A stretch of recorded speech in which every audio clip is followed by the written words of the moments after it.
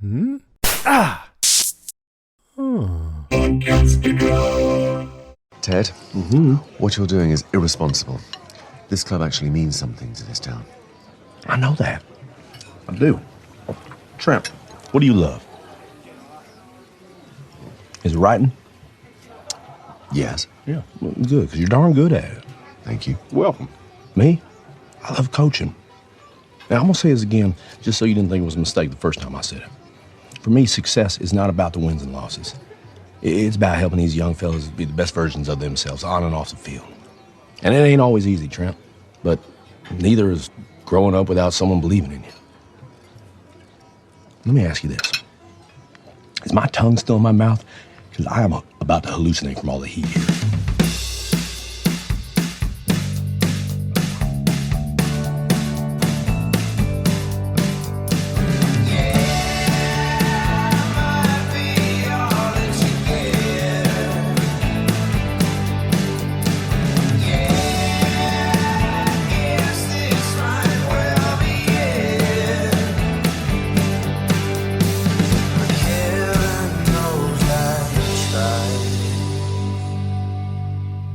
Welcome to another episode of the Revisited Podcast. I'm Ben. And I'm Kristin. This week, we are revisiting Ted Lasso, Season 1, Episode 3, Trent Crimm, The Independent. As we kind of mentioned last week, a character that we just, God, I hope people grow to love this character as much as we do. It's hard not to love him from the get-go. The minute he says, "Is this all a fucking joke?" I'm sold on Trent Crimm, the Independent. Well, he's kind of a little arrogant in the beginning in that assumption, but it's this episode that really, I think, starts to make people soften up on Trent. Because Trent softens up on Ted. So I think in return, us as audience members kind of like, okay, Ted's not as much of a prick as we think he might be. You know who Trent reminds me of? He reminds me of the journalist from The Greatest Showman. Oh, the reviewer. Yeah. Yeah, the show reviewer. I forgot about that character. That's a movie I've been meaning to rewatch because I haven't watched that movie in a while. See, my kids wanted to watch it like multiple times a day for over a year. So I've seen it about 150 times. So I'm good. I'm good for a while. You've gotten your lifetime fill. It's one of those movies. Yes. So I still adore that movie. I still love it. I'm just saying, like, I don't need to see it. It's all up here. So just a reminder as to the difference of the feedback between this and Lost is that we will we'll go through the discussion of the episode and we will kind of remain as spoiler free as possible. If there are any spoilers, we'll keep them kind of broad. And then towards the end of the discussion, check the notes for the episode for timestamps because we will go into some spoiler talk. So if it is your first time watching, that's the time for you to avoid, unless you're okay with spoilers, and then you can listen. And then we'll come back and we'll talk about some of our favorite quotes, last minute notes, and all that before we go into feedback. Mm-hmm. So that being said, let's just dive right into this episode. And I want to kick it off with literally the opening seconds of this episode. It's something by the first time of viewing this episode, I started to notice in this episode immediately. And it is something that remains throughout the run of this series. This series, the soundtrack to this series is phenomenal. Yes. And there are a lot of deep cut gems that are used throughout the run of this. And this episode opens with a British band called Elastica and the song Connection. And the way they use it as the alarm clock, I think is just brilliant because that is the opening of the song. I mean, there is a alarm clock sound that they kind of put underneath of it. Mm-hmm. It transitions right into this episode. Beautifully. Perfectly. Yes. And I love that. Like I said, we got the Sex Pistols in the first episode and then now Elastica in this one. There's a ton of music used throughout. Well, British music is kind of like the crux to American music as well. I mean, there's a lot of British music that is just epic and legendary. And I think we forget that a lot of the music that we love as Americans comes from the UK. Yeah. It comes from a country who you and I should know this very well, because we covered this film on a movie swap with Wilhelm. Is that Pirate Radio?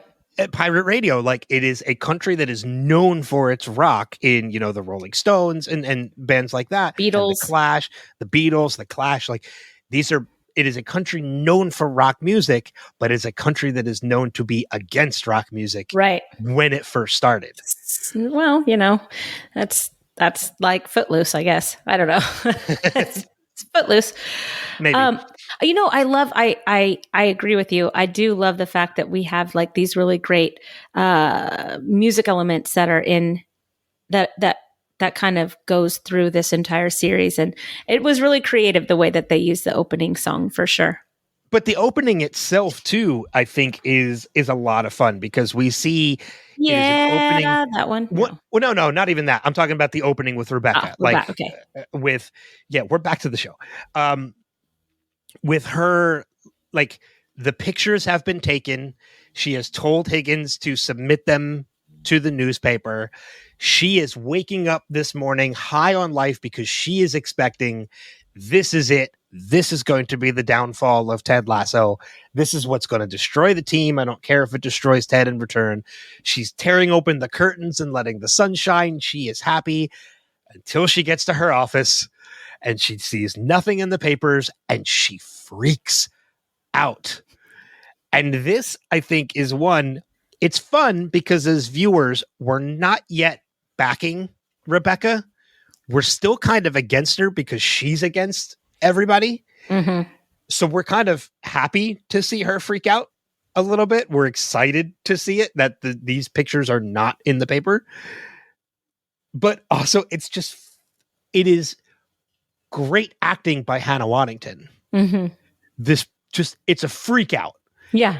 It feels like a actual freak out. No, she's unglued. Yeah. She is flipping out and she sells it so well. She's unglued enough that Leslie Higgins like leaves his kids at the breakfast table mid bite. I'm downstairs. I gotta go. Like, tells them, like, tell your mother I said bye, and just is rushing out. Right. Just like, because Higgins is legitimately afraid of Rebecca. I think anybody would. This version of Rebecca is very scary. Yes. But I love the opening. The opening of this episode is fantastic. Just from the music that they used to Rebecca freaking out at the paper. That did remind me, though. I've been meaning to say this for 3 episodes now, so I'm going to say it now. Okay. The opening music of this show. Yeah. La, la, la, la, la. I don't know if you've noticed this, but I pointed it out last night to Dave, and he was like, oh my gosh, I never noticed that. When Ted sits down in the stadium and everything starts to turn red, it also takes all the graffiti away from all of the chairs. So I just wanted to point that out for anybody who hasn't noticed that Ted is kind of essentially, quote unquote, cleaning up the stadium a little bit. He's purifying it or making it better. Who knows? But it's just something that I noticed and I wanted to just touch on, and the pilot didn't.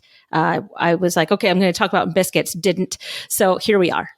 Well, it's also interesting to notice too, that if you look closely at Ted in those moments, he never seems happy. He still kind of seems very down and depressed while he's sitting in that chair alone. That's interesting. There's nobody else in the opening credits with Ted. He is still very much alone. And he's still doing work. Yeah. So yeah.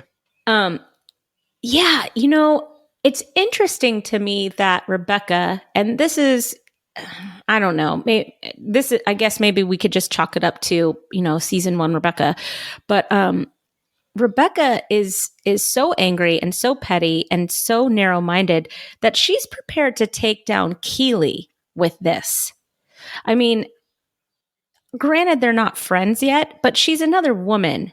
And we get to know Rebecca's views on women in the workplace and women in power and women, in leadership positions. And it directly conflicts with who she is at her core. So it really shows how lost she is. As a character right now, because she doesn't even realize that she's about to totally ruin Keely's life as well. Yeah, she has no regard for anybody other outside of her own intentions. Correct.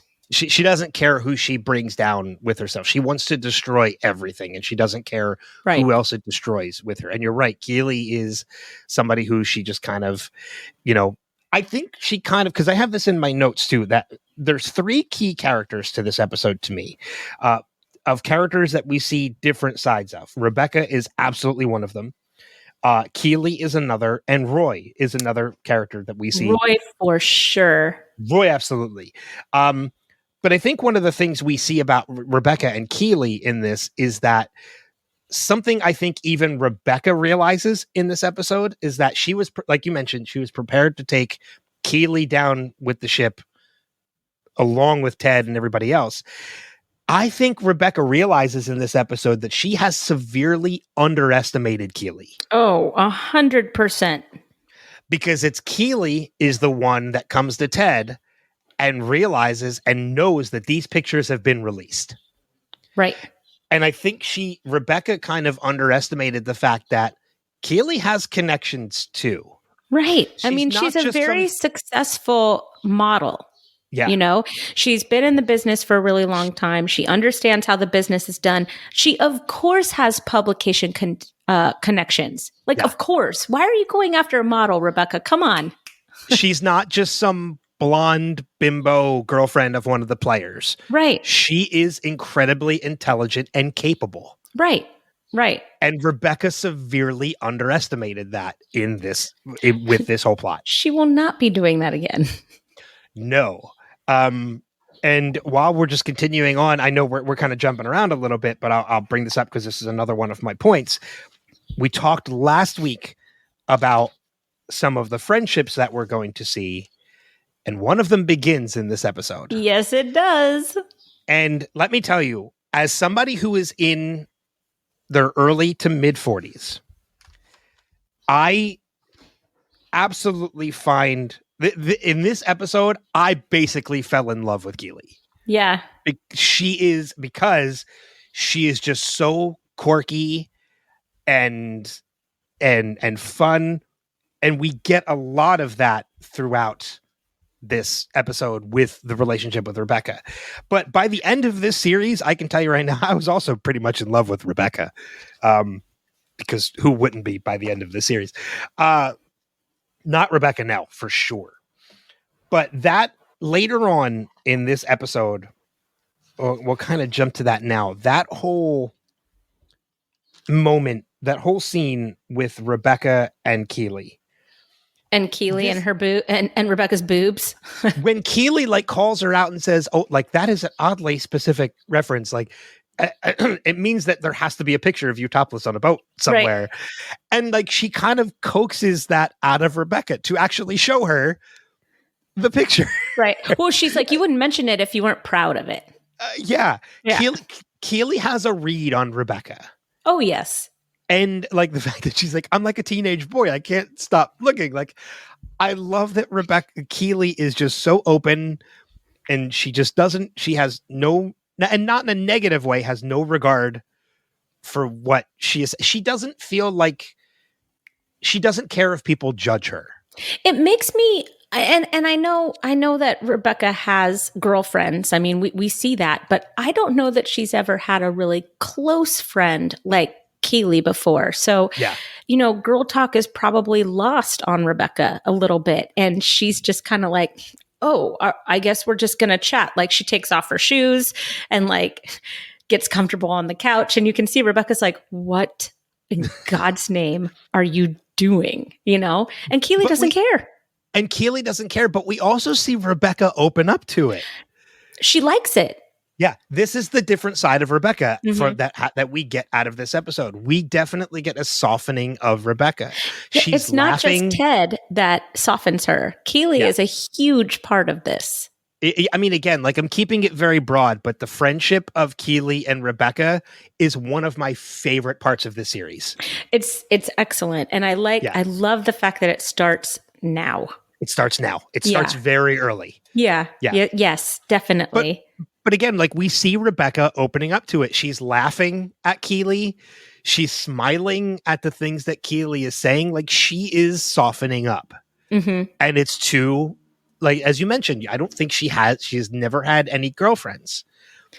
There is another close friend that she has. Yeah, Baz. We will meet later. Yeah, Sassy, who is just Sassy, that's it. Too. Yeah, but this is different because since she's probably been with Rupert, she has just been a side piece, an accessory, right? And Keeley is seeing her for her, seeing the hard work, even if it's her physical hard work, with her working out or keeping herself, fit or good looking or whatever. Like Rebecca is being seen by somebody right now in this episode. And I think that that's really important for Rebecca right now. And she's not being seen as a boss. Mm-hmm. She's not, although Keeley absolutely thinks that Rebecca is a boss, but like in a fun girl power kind of way. Right. She's a boss. Mm-hmm. Yeah. Not like I own a business kind of boss. Like, no, right. you're a fucking boss. Right. And I think that's something that Rebecca is kind of embracing, because you're right. She's never had that before. Yeah. I think Rebecca needs empowerment just as much as Keeley does. Yeah. Yeah. And I love the fact that, like, again, this is the beginning of something that is going to be something amazing. And I can't wait for people to kind of like watch along. Mm-hmm. Go ahead. I'll leave it to you to take us somewhere else. Yeah. So we see that Ted is going to start a new tactic in the locker room. And this is by giving everybody a present, which is very obviously wrapped books. McAdoo doesn't seem to realize that as he shakes his book. No, he's shaking it. And he bangs it against his head once just to see if something happens to it. No, buddy, just unwrap it. It's a book. It's just very funny to see all of like the different reactions to these books. But we get some really specific books here, and I did write it down. So I got to get to that page. So excuse the rustling. I know that some podcast listeners don't like rustling of papers. No, I have two of them, but I know you have more. So we see a couple of different books. So we have Sam gets the book Ender's Game, which, and these books, you see them and you're like, oh, I kind of know this book, whatever. But then you look at kind of what they actually mean and why they're given to each player. So Sam gets Ender's Game, and Sam is how compassion and empathy changes lives, especially in the face of ruthlessness, which I think really goes to the core of Sam's character. And that is further explored throughout the series. You have the book, The Beautiful and the Damned, for Jamie. This book is about thinking that you're better than everyone and losing everything because of it. So that's a little bit of foreshadowing for Jamie. Mm-hmm. You have Miss Peregrine's Home for Peculiar Children, which is given to a character named Robbie.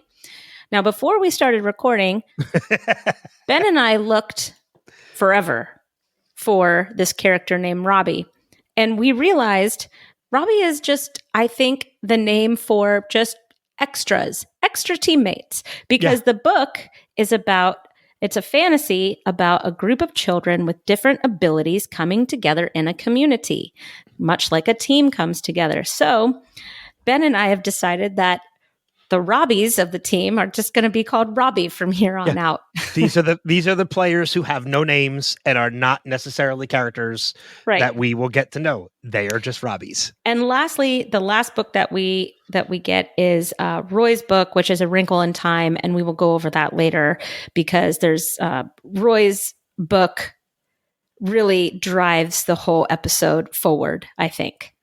Yeah. But I think one of the things, like, again, like we did this similarly to Lost, in that literary references have a meaning, and, you look into the deeper meanings of the book and how they connect to either the character or the story. Mm-hmm. And then Lost kind of never went past that. But if you kind of look beyond the analyzing of the book, you kind of come to realize something very important in this, in that one, Ted took the time to give each of these characters that specific book, which means two things. One, Ted is already getting a read on a lot of these players. He it's like right on. Yeah. And two, Ted is more well-read than we think because he knows these books. Yes, absolutely. Well, yeah. Yes. And we also know that Ted is a really good coach because this is a tactic that Phil Jackson used. And when he was a coach of the Lakers and the Bulls, he would do the same thing for his players. There are pictures of the Lakers on their team plane or during training or anything like that. And they're always reading a book. And the books were always given to them by Phil Jackson. And it always went directly towards that player's personality and their role on the team and just their professional and personal development books without having them be like the how to win friends and influence people, right? It's different literary books. So what I learn is that Ted not only is really astute as a coach, but he's also studying other coaches, really successful coaches, and what works for them. And that shows how much he cares about his job. Yeah, and not only his job, but the people that he coaches. Like you said, like he is very astute to everything. He is taking the time to learn about these players as people. They're not just players to him. Which is something that he does expand on in this episode with Trent Crimm. Yeah, absolutely. It's but yeah, there's just, and I love too that, like, in addition to seeing it's, another character who kind of comes into play about this too is Nate. Now, Nate doesn't get a book. He gets something a little more from Ted in that, he walks in the beginning of the episode and he sees, Ted and Beard kind of going over plays. Nate kind of mumbles to kind of get the attention, and then he tells them about a play. And one of the things I love about that whole interaction is how Ted tells him, like, I have a hard time hearing people who don't believe in themselves. He's like, so do you know if this play will work? And Ted speaks up, and I love that Ted and Beard are kind of like, whoa, like, why are you yelling at us? And I love the fact, like, this also gives us another glimpse into the friendship of Ted and Beard, because they both react the same way. It's not like Ted reacts that way and then Beard just kind of follows along. No, they both do this at the same time. Which says that they've done this many times before. They've done this before. Yeah. Exactly. Which just, again, further strengthens that friendship and bond. The history with them. Between Beard and Coach. Yeah. 100%. But Nate, like, he gets that. Nate kind of gets that boost of confidence from Ted, because Ted takes the play and he uses it in practice or in training. And it works. And it works multiple times. Yes.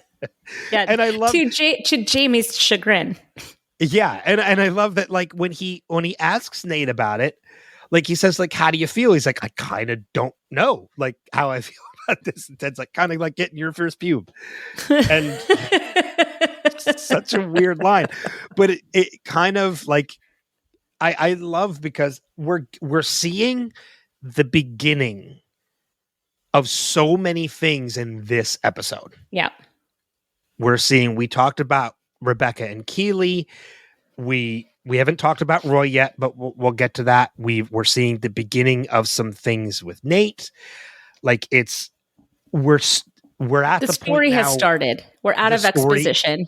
Exactly. Yes. That's a good way to sum up what I was trying to find the words. I got you, boo. I got you.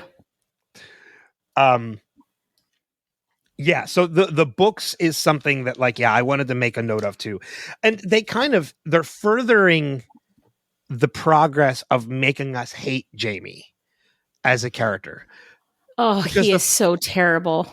Because he's like, oh, it's a book, and he just doesn't put any thought into it. tosses it in the garbage can. He puts it in the trash. I mean, Yeah. he doesn't even throw it back in his locker or his space or throw it in his bag. He trashes it. And it's obviously like a first edition or something like that. Like it doesn't look like a cheap book. Like A Wrinkle in Time is, you can get that anywhere. This book looks like he took some care in finding it. Everybody else got a paperback. Yes, right. Yeah. Jamie got a hardcover. A hardback. Exactly. Yeah. Which I guess says something about Jamie's exterior. Maybe it's a hardcover, so it's tough. Right. It's a tougher exterior. Yeah. So, but yeah, I never even really put I didn't really think about that before. Like, yeah, everybody else gets a paperback edition except for Jamie. And no, Jamie his book got a was hardcover. totally different than everybody else's book. Yeah.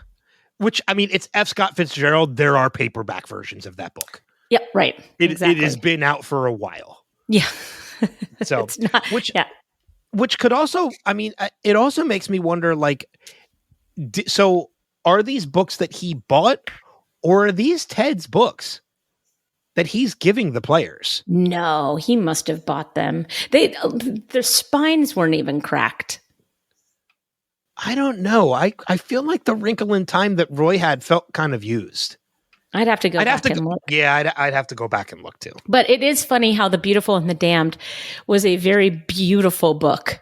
Like hardcover, looked old, had the curly Q like gold embossment on the outside of it. And he's like, and it's like Luke Skywalker with the lightsaber in The Last Jedi. He just throws it off a cliff. Come on. Yeah. Yeah. It's, again, like there's so much to that. We're starting to see the story begin now. Right. At this point. And, we're now seeing that we know Jamie's a jerk, now we're really going to dig in. Oh, yeah, exactly. But we're not going to dig into Jamie just yet. We're going to start with Roy. Yeah, right. And I think that Roy is a really good place to start with this team. I think that after, we're under the assumption that Ted's been with the team for now a couple of weeks. And sorry, I'm so sorry. I've been sick and it's just really hard for me to like catch my breath at certain times. So I apologize. But Ted knows that the way to this team's heart is through their locker room curmudgeon. And that's Roy Kent. And Roy is so used to having somebody else fight his moral battles for him that he is not okay with the fact that his coach has just told him no. Yeah. What did he tell him no for? Remember, so Roy goes in and talks to Ted about picking on Nate. Yeah. And he's like, I think someone should do something about it. And Ted's like, I agree. And he goes, well, what are you going to do? Nothing. Yeah. But he doesn't say, I think you should handle it. He just says, because Roy goes, you're not going to do anything about it. And he's like, nah. Like, he doesn't tell Roy he should take care of it. But Roy picks up on it through this Wrinkle in Time book and the fact that he just can't sit back and watch Nate get pummeled by the team over and over again. Well, it's even before the Wrinkle in Time. Like, he has the book, but he hasn't started reading it yet. Right. Because the moment that Ted tells him that, he kind of walks off. He kind of storms off out of the office, goes back to his locker, and then he thinks about it. And then he goes and he confronts Jamie in the gym about picking on Nate. So he hasn't even started reading the book yet. So Ted already sees that there is something in Roy. Right. Before he even gets to read the book. The book just does more for it. Well, and I think that Roy has never been asked to be a leader. I think that he's always just been the good player on the team.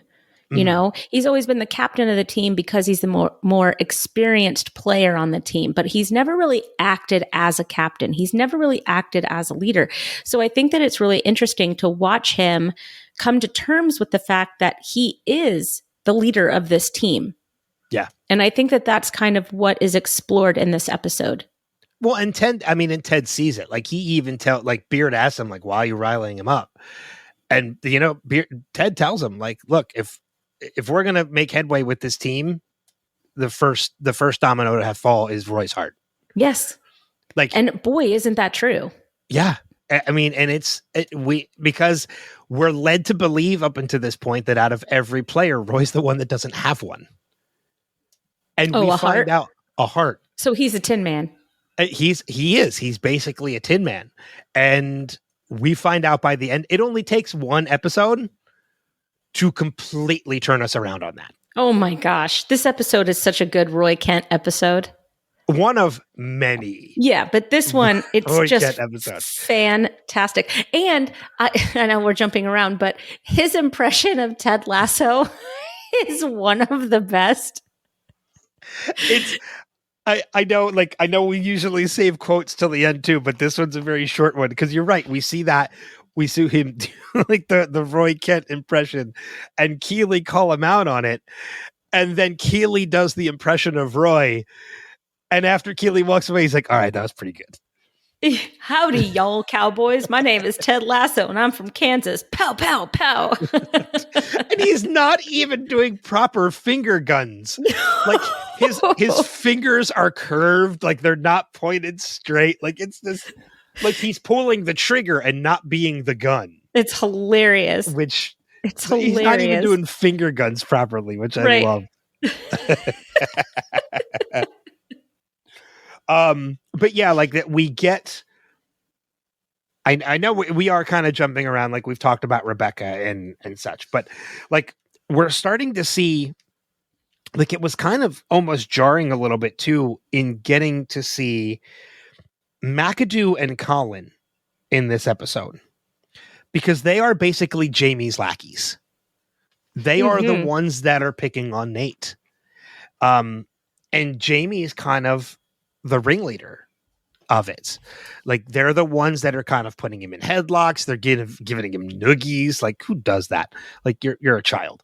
He actually gets called a child later.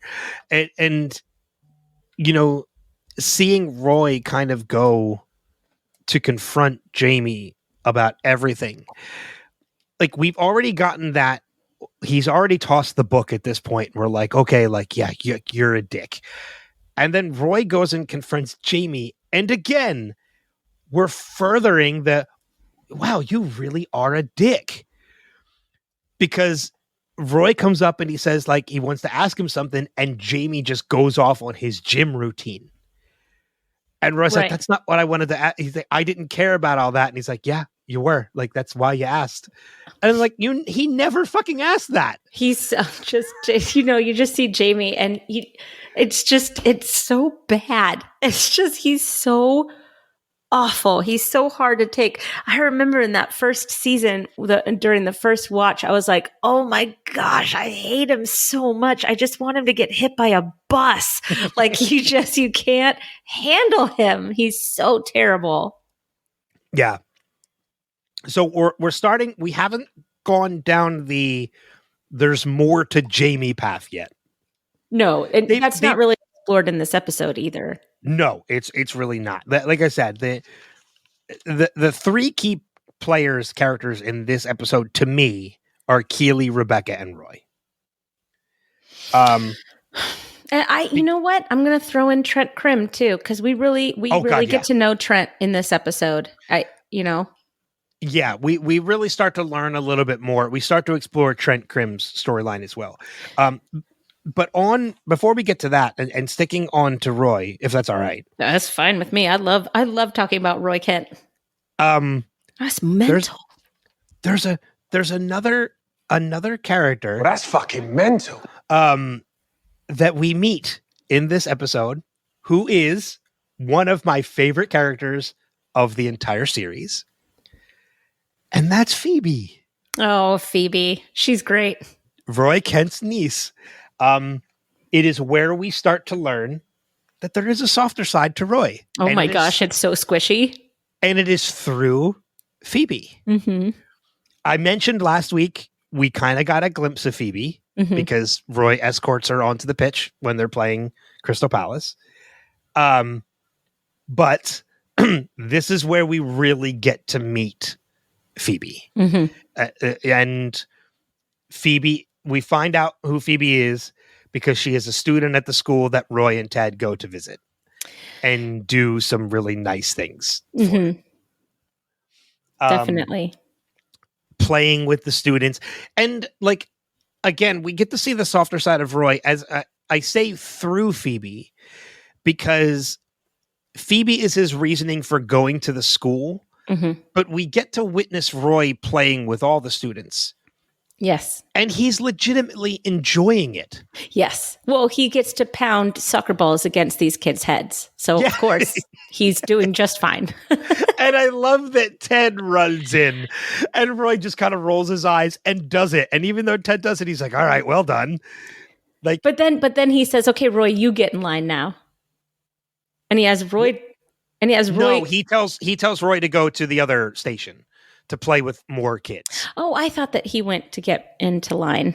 No, he kind of takes over that so that head. Roy could go play with other kids. So, but Ted I do is like kind it of because sharing the experience. Well, the whole school thing is really great. I'm so glad that you brought this up because, Trent's like, oh, how weird that this is happening the day that I'm here. Okay, so maybe it was planned, maybe it wasn't, because this looked like this was a pre-plan because, the principal comes out, the whole school's there, and Ted knows that his goose is cooked when he goes out there. They all hate him, and he's like, aha, I have a special surprise, which was, it was Roy's event anyways.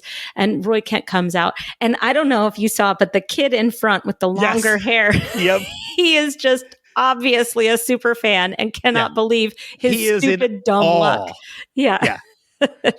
And I love to, again, like it's more of the classic Roy Kent that we're going to grow to love, is that like, he's like, when he says like, well, let's just beat this stiffy gymnasium and go outside and have a proper fuck about. Yeah. Like, two children. Yeah. Well, that's Roy Kent.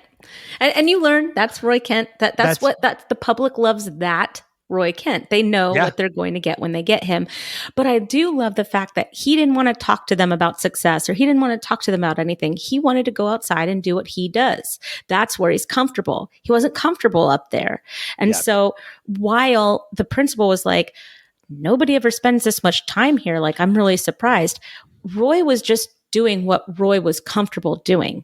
He was doing what he loved doing. Right. And that made such a difference on those kids. Yeah. They got to do a skills station with Roy Kent. I mean, that's like if Kobe Bryant came to, a middle school and said, let's play horse.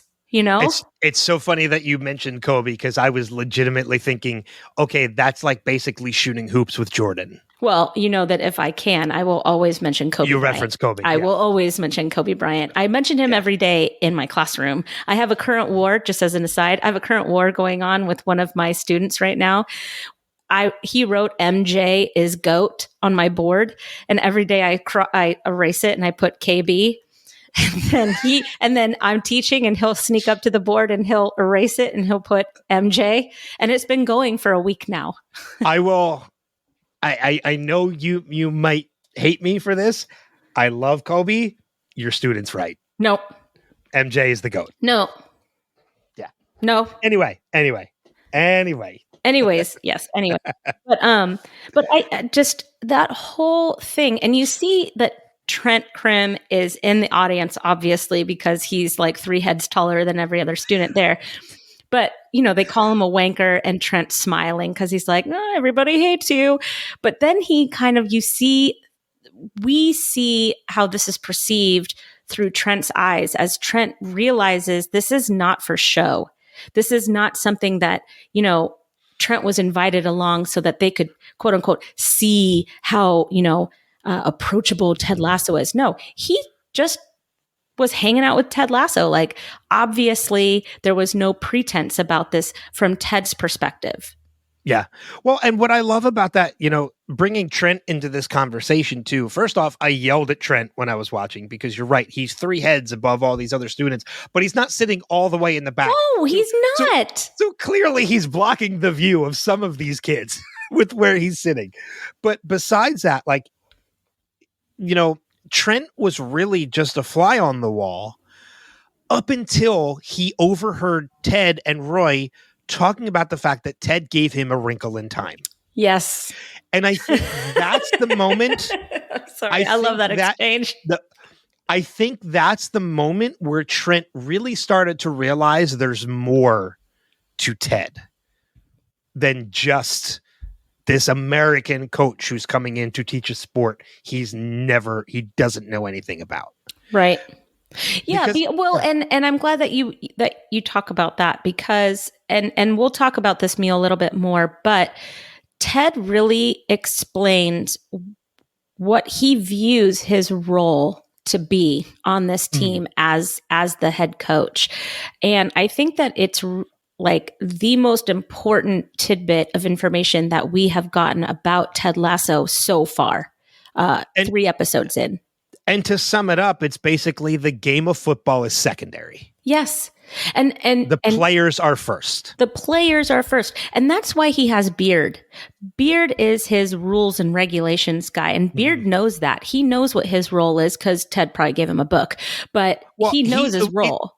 It said in the pilot episode, he's read like 11 books on football. Right. He knows all the rules. He is there to help Ted with that aspect of his job. But Ted likes to coach these people. He likes to make them be the best versions of themselves that they can be, because, and I think that we can all agree on this, when we feel our best, we do our best. So if we have that talent, that we're so talented that we have made it onto a professional football league, then all Ted needs to do is just allow these players to get out of their own way and do what they do best. And that is where Ted comes in. And I think that is just such an important part of who Ted Lasso is as a character.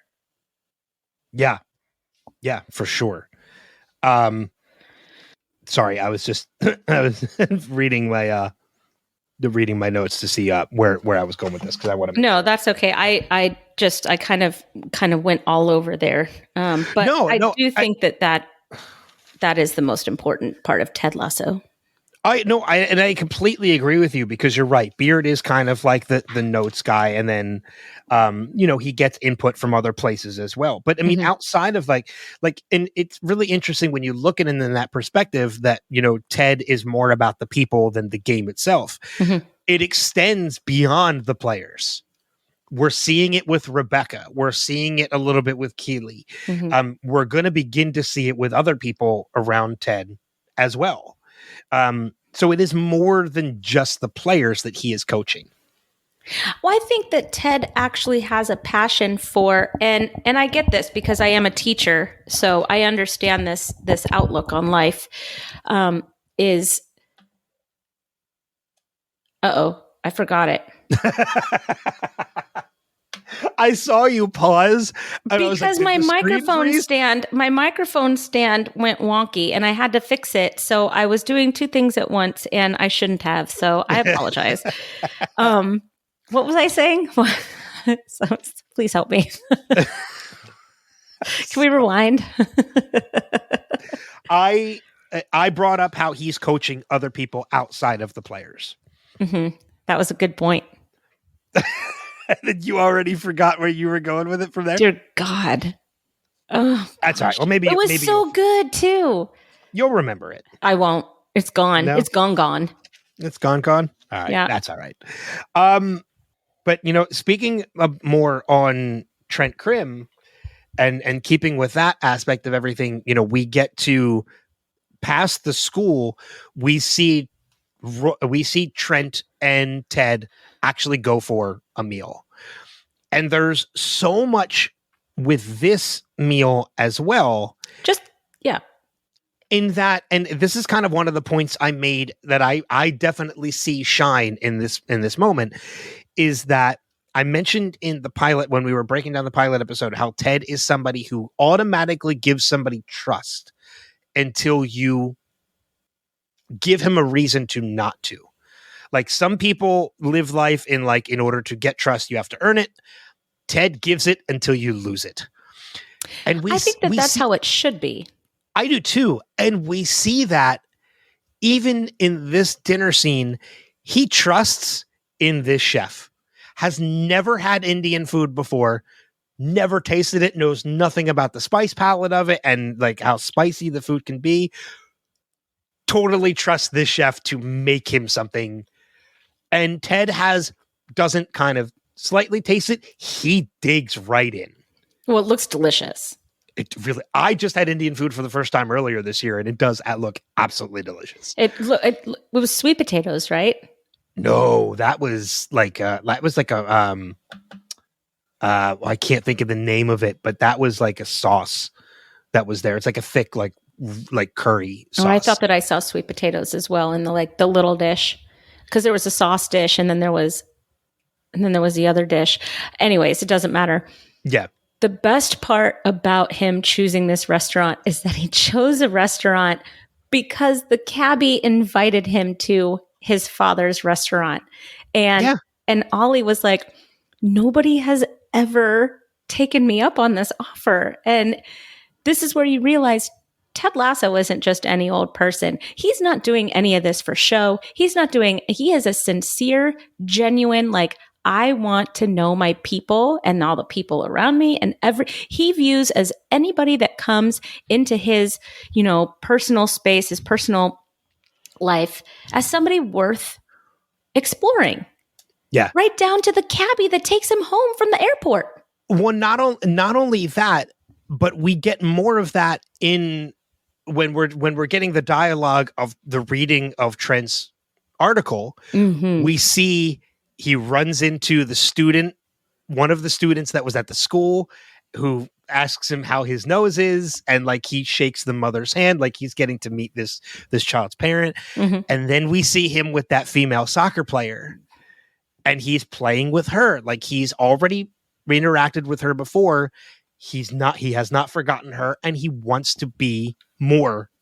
He wants to know her more. And that is away from anybody who's observing him. So now we see, and I like that they did that we see that at the very end, and he's genuine, and he like puts down his backpack. He's like, let me put down my backpack. All right, let's get serious. Like, yeah, he is a genuine person, whether Trent Crimm, the independent, is with him or nobody's with him. And I think that that's such a great lesson, is that you must always be the same person, no matter who is watching. The true testament of a person is what they do when they don't know if anybody's watching. Yeah. You know? And Ted is the epitome of that. Mm-hmm. It is something that feels like this is something that has been ingrained from him into him his entire life. And like, this isn't just something he's pretending to be. This is who Ted is. This is who he is. Yeah. His wife is stupid for wanting space. I would want that around my life all the time. If not for anything other than your child. Yeah. Yeah. Your child not getting that daily dose of wonderful, that's just criminal. I mean, it's one thing to stay with, it's one thing to not want to stay with somebody for your child because your significant other is abusive, like either verbally or physically. But yeah, like, Ted is nothing but a positive person. Sure, he has his issues, but why? Like, what space do you need away from? Do you not want positivity in your life? Well, we learn later, what this is. There's a little bit. There's a lot more to that story. But for right now, you're just left a little confused. We're seeing. You're just left a little confused as to why his family is not with him, because he seems pretty great. I do love the fact that as they're eating this food, they're getting sweatier and sweatier. But I mean, it's that endearing. There's so much more of that endearing moment that we get from Ted, in that Trent cannot finish the meal. It is too hot for Trent. So Ted tells him, no, put it on my plate. We don't want to insult the chef by making him think we can't eat his meal. Right. Like, he feels like he doesn't want to embarrass the chef. He's willing to sacrifice his own taste buds, gastrointestinal health. Yeah. To make sure that this chef, who he doesn't even see, right, is not embarrassed. And Trent sees that. Yeah. And the best part is that you can see on Trent's face, he doesn't even say anything, but you see Trent is inspired and in awe of this man. Well, and I think that's one of the things too, that when he excuses himself for the meal, he's like, deadlines and such. Trent could not wait to go and write this article. Yeah.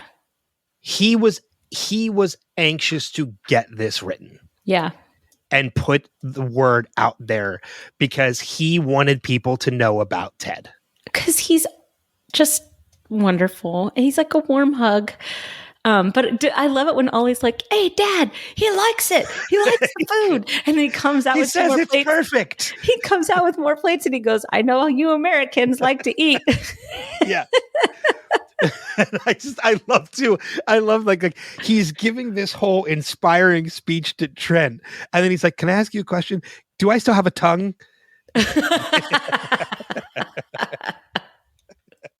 Which he's just like that dinner between, like, I have so many favorite moments of this episode, from meeting Phoebe to the softer side of Roy. The dinner with Trent and Ted is probably my favorite part of this episode. One of the highlights of the season. Followed by hearing the reading of the article behind it. Which I don't have. I don't know if you have it. I don't, but watching Rebecca get angrier and angrier is one of the best parts of that sequence. Well, even before that, with Higgins reading the article and seeing the fear in Higgins' eyes when he reads that it's actually positive. And he says, "Keep in mind, I did not write this article." Right. That's right. Leslie's like, "I have a feeling that if I read this to you, I'm going to get fired."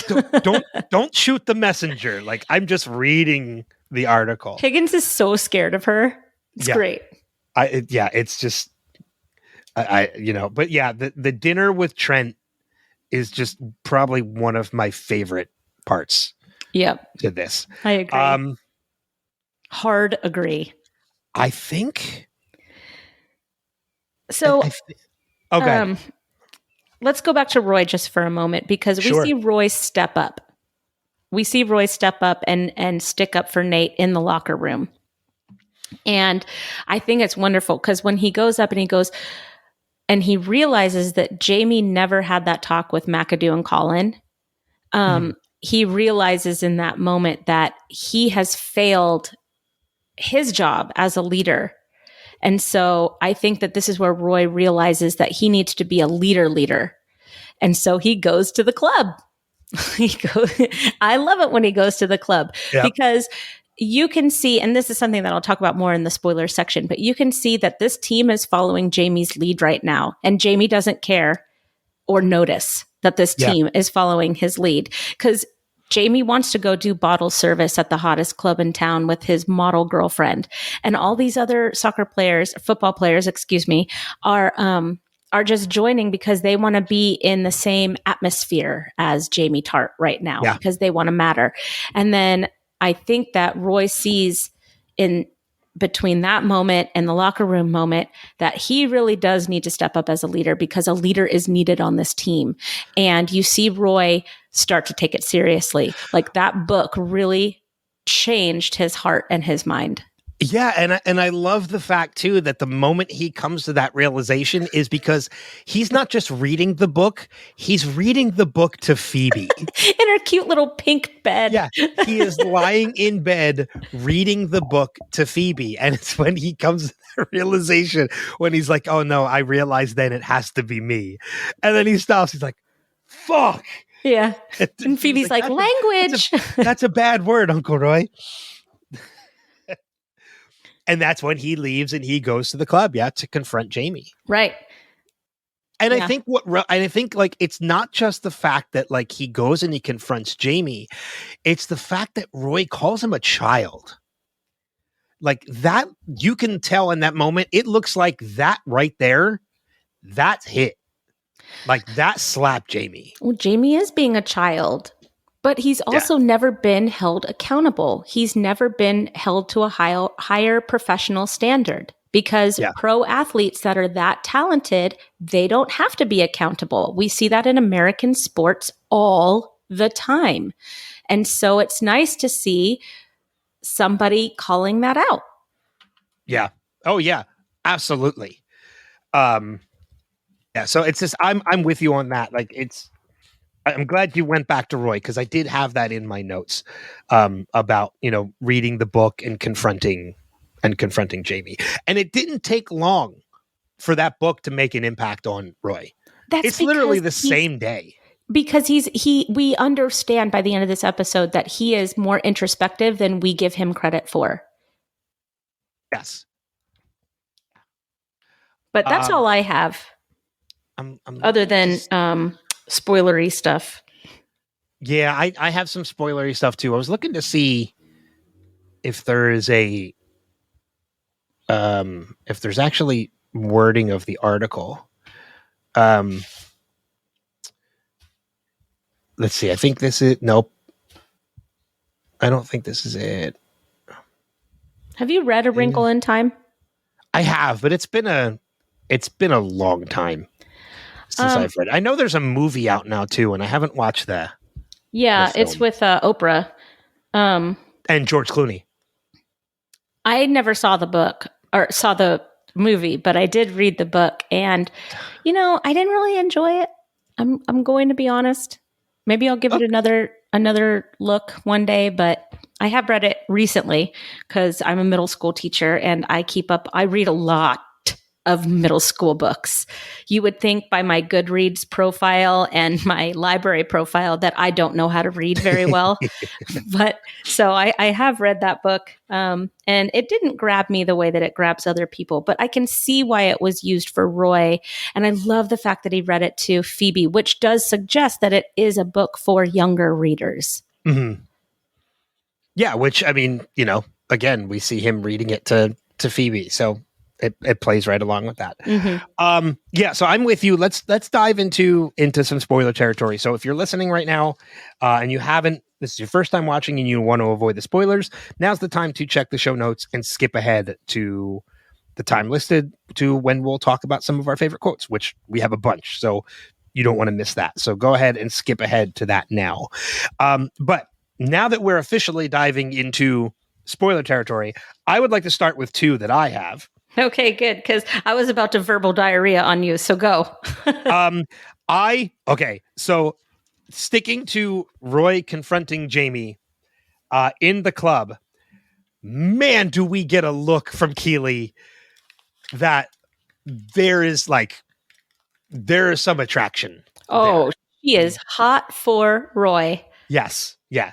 And we kind of get a little bit of that earlier on, but there's that look right there. Like she is so hot for Roy in that moment. Yeah. Earlier that day, she saw him come out in a towel. Yeah. But that seems very flirtatious. Like that seems like Keeley's nature to just kind of do that. Because we've seen her walk into the locker room before. So I don't think pauses because it's out of the locker room that she sees this. And I think that there's a difference. Yeah. Maybe. I don't know. Well, and I think that's right. I think that's basically it. She's seeing him outside of the locker room for the first time. Wait, if only she had been at the school thing, right? She would have dropped Jamie immediately. But like when she sees him walk in, and not only walk in and confront Jamie, he acknowledges Keeley. He does. Like he acknowledges her before she leaves. Doesn't he tell her that she looks nice? I don't remember exactly what he says. But I think he just says her name before he leaves. But the fact that he confronts Jamie, but still acknowledges her, that sticks with Keeley. Well, because she's never acknowledged around Jamie, I'm sure. She's arm candy to him. That's all she is to him. Yeah. Yeah. Basically. Yeah. I love I love seeing early hints and stages of Roy and Keeley because they're my favorite. They're my favorite.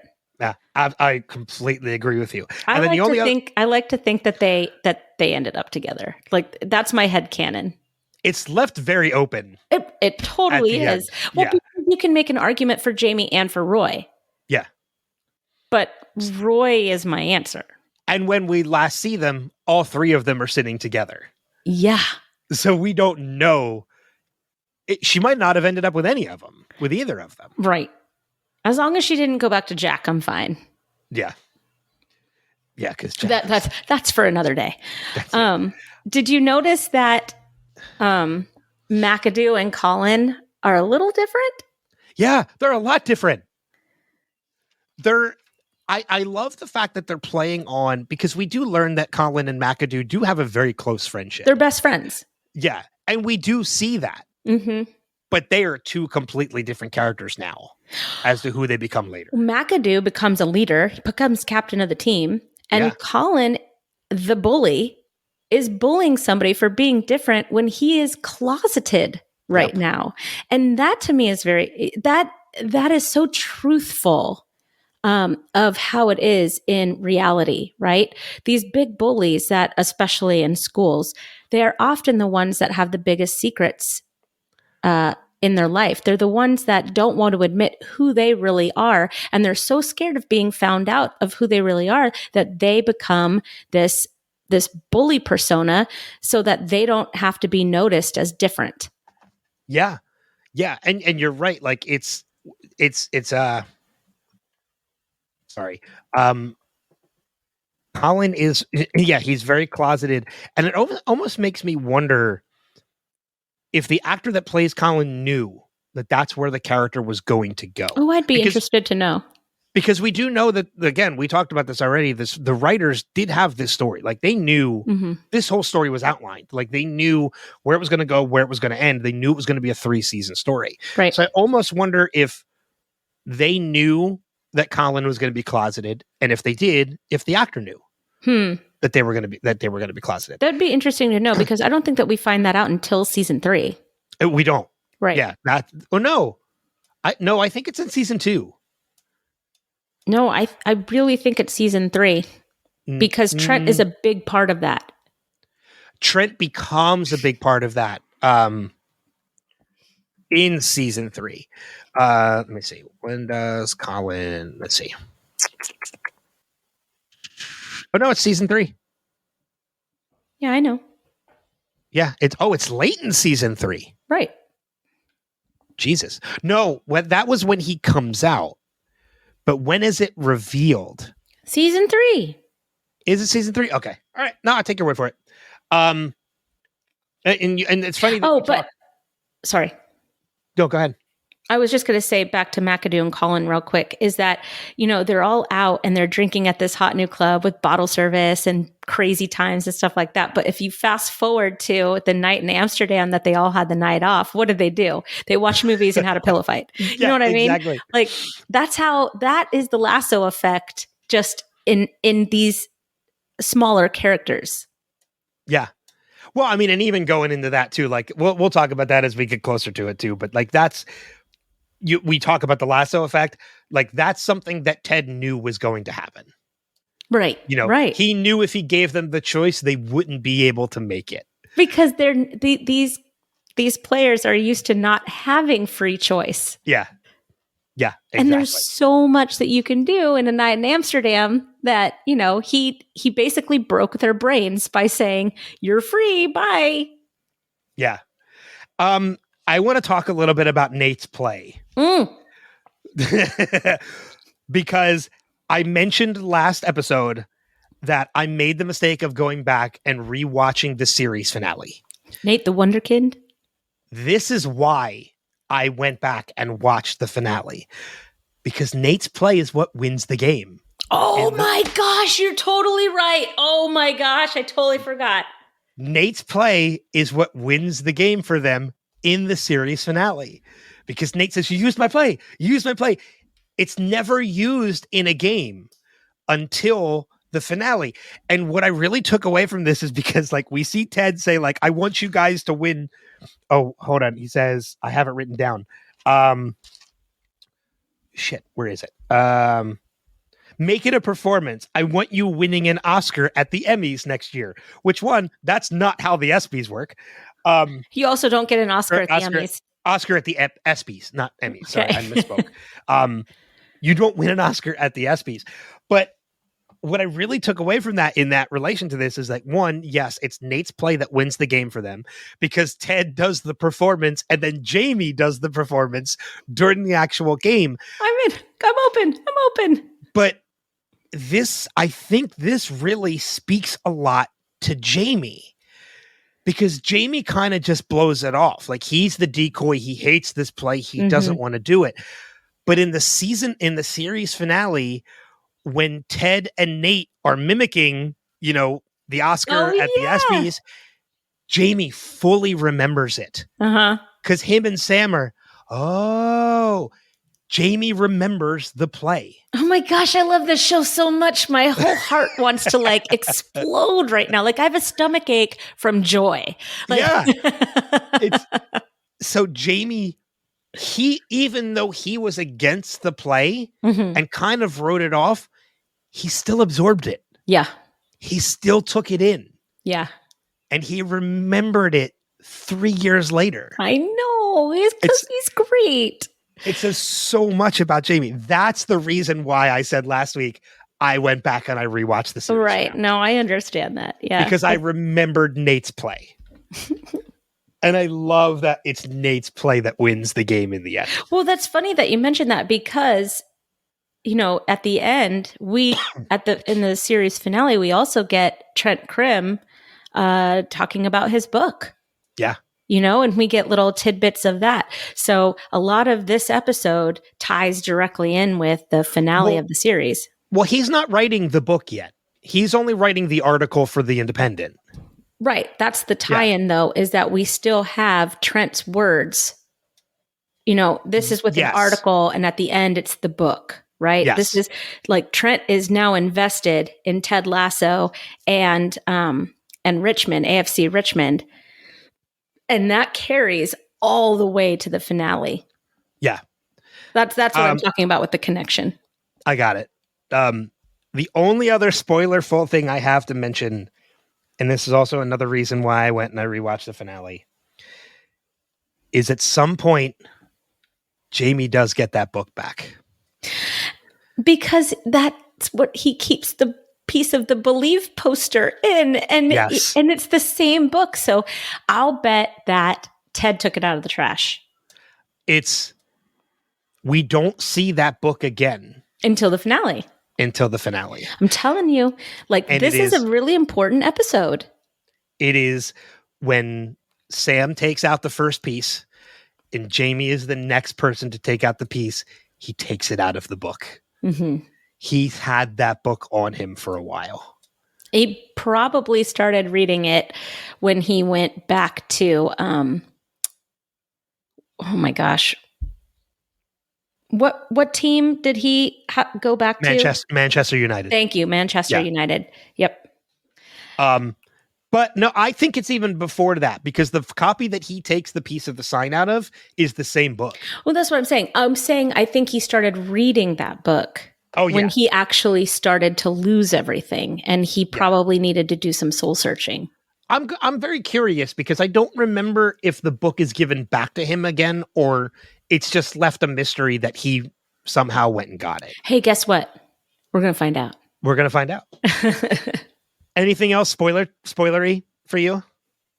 No. Okay. So then we welcome back all the people who avoided all the spoiler talk for this one, for the quotes, some of our favorite quotes from the episode. And it helps if I'm on. This is what happens when I put all my notes for episodes in one book, is I turn pages. I'll start. Go ahead. I'm Roy Kent, and I get paid to play a game, but I'm mad all the time. Grr. That's actually pretty good. Also, from that scene, when Roy confronts Keeley on Jamie, didn't your last girlfriend steal your Rolex and sell it for drug money? So I don't need a phone and a watch. The fact that he just defended that. Yeah. Because he didn't want Keeley to get one over on him. Right. Or it just cracks me up so much. The next one I have is, so I spoke to the owner of the Sun. You spoke to God? I have that one too. I have that one as well.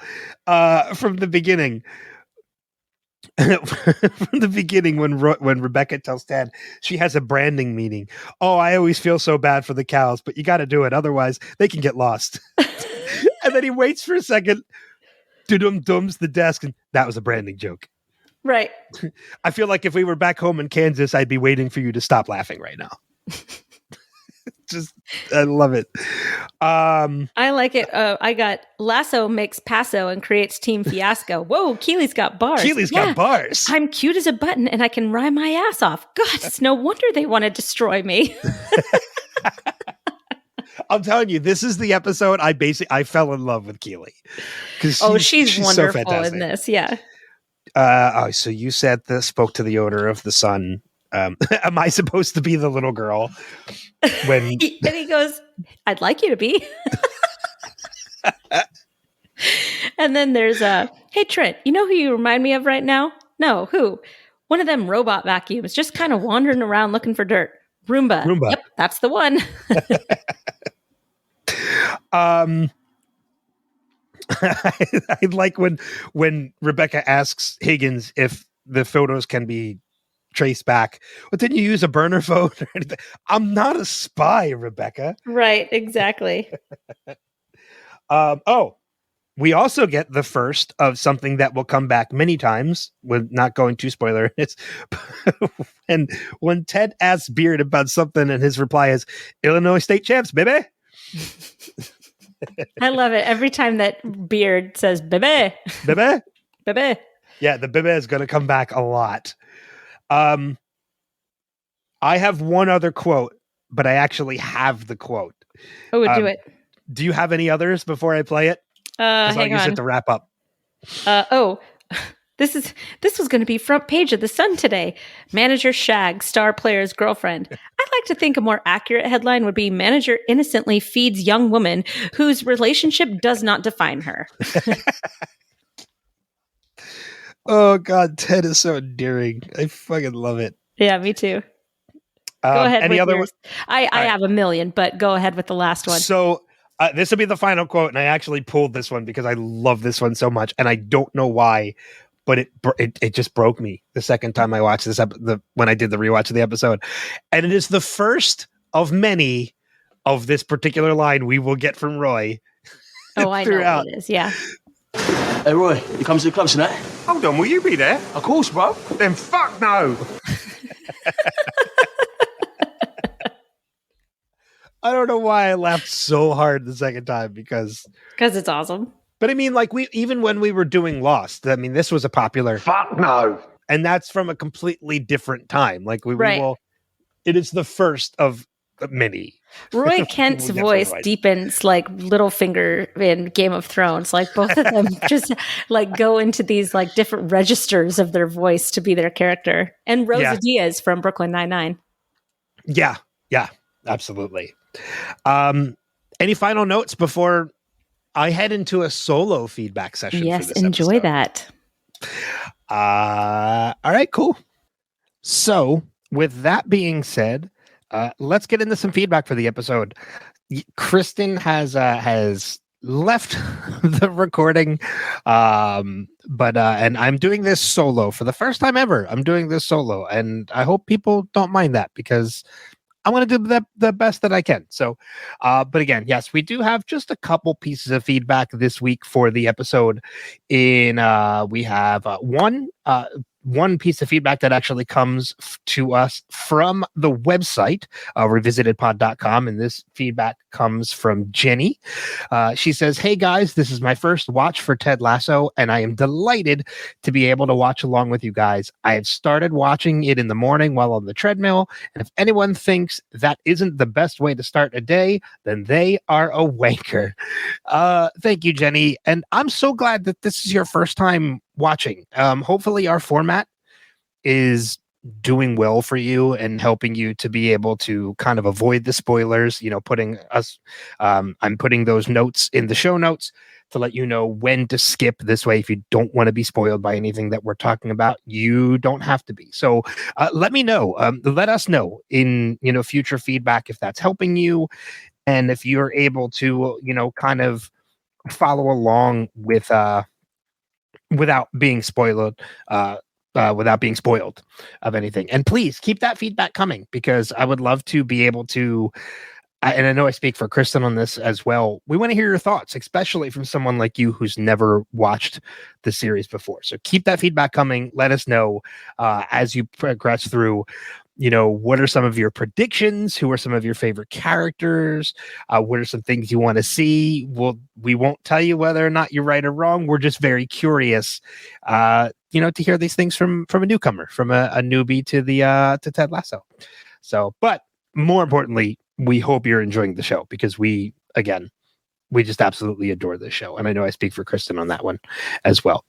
And of course, what is an episode of Revisited without some feedback from our friend Steve Brown, which he sends to us in the form of a voicemail, in a live Steving, if you will. So we'll go ahead and we'll play that now. Hello, just been the Revisited cast. This is Steve, and this is going to be for episode 3 of Ted Lasso season 1. Rebecca smelling that box of biscuits and just diving right in. She's so angry, though. Show him your strut, coach. Show him your strut. I love it. Nate's play. And here comes Nate with his strut. Jamie's breaks Todd's hard. Keely.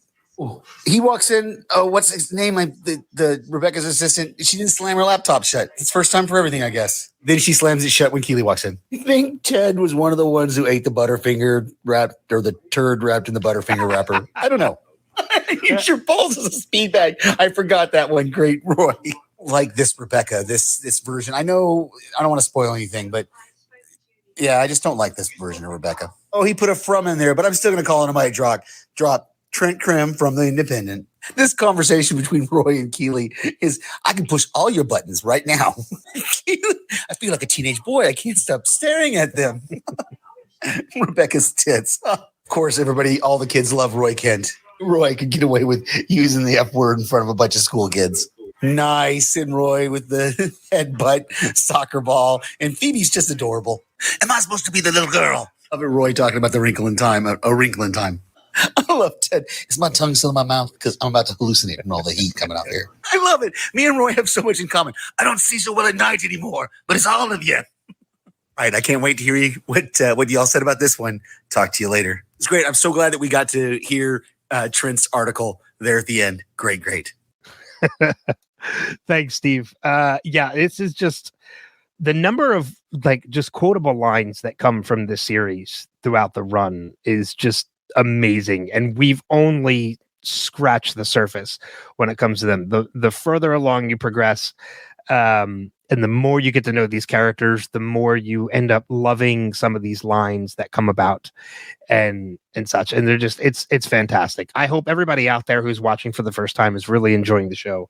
But we want to hear your thoughts, whether you've watched the show before, whether it's your first time or this is your fifth time. I apologize if I'm stumbling over my words here a little bit. Again, first time I've ever done the solo portion, or a portion of this podcast solo. And I'm sure by now you're all wishing Kristin was back, but she will be next week. So again, we want to hear your thoughts. So let us know in the form of feedback. We encourage you guys, please, to leave us feedback on this, on our coverage of the series. Let us know how you think we're doing. Let us know what you're liking of the coverage so far. Let us know, again, favorite episodes, characters, your thoughts on the next episode, which is, in fact, season 1, episode 4, For the Children, which I can tell you is a fantastic episode. I'm not just saying that because I think every episode is fantastic. This really is, I feel, one of the better episodes of season 1. Let me know if you agree with that. Easiest way to do that is to send us feedback, is to just go to the website, revisitedpod.com. There you'll find links on how to listen, how to subscribe, how to follow us on social media, and of course, how to leave feedback. Or you can just email us directly, feedback@revisitedpod.com. Record yourself in a voicemail and send it over to us in via the email, or just type something out and send it to us that way as well. Again, revisitedpod.com or feedback@revisitedpod. Those are the easiest ways to do that. I'm going to give you a recommendation this week. There is a Marvel series that just returned this week. That is the series Loki, starring Tom Hiddleston.